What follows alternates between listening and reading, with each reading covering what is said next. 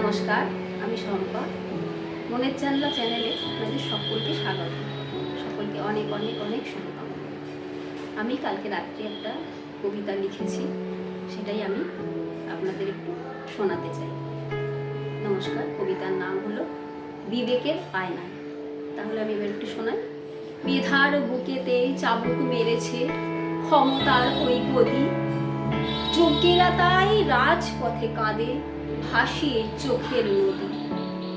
26,000 স্বপ্ন চুরি, নিয়োগের নামে প্রহসন, মানুষের রায়ে তাই বুঝি আজ ঘটেছে এমন অঘটন।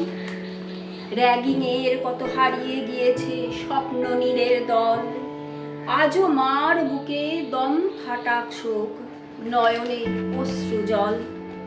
কামদুনি থেকে আরজিকর নারীর গিয়েছে আব্রু, দেশ বিদেশে উঠেছে তুফান, বিবেক জাগেনি তবু।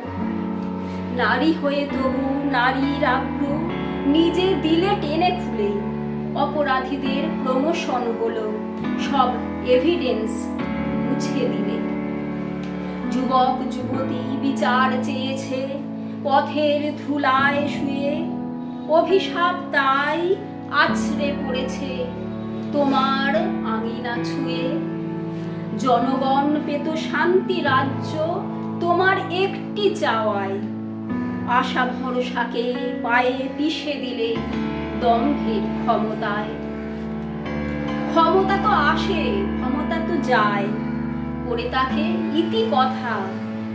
আনন্দ ক্ষণেও মনের এক কোণে জমে থাকে যত ব্যথা। ওই আয়নার মুখোমুখি হয়ে যখন দেখবে নিজের ছবি, প্রশ্নের ঝড়ে উথাল পাথাল বিবেকের জল ছবি। ঘুম কি আসবে সেই সব রাতে?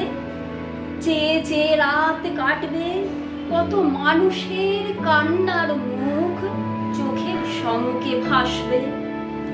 যত করেছ অন্যায় পাপ ক্ষমা চেয়ে নাও মনে, বিবেক জাগুক হৃদয়ে মাঝে, হারিয়েছ যা লোভের টানে।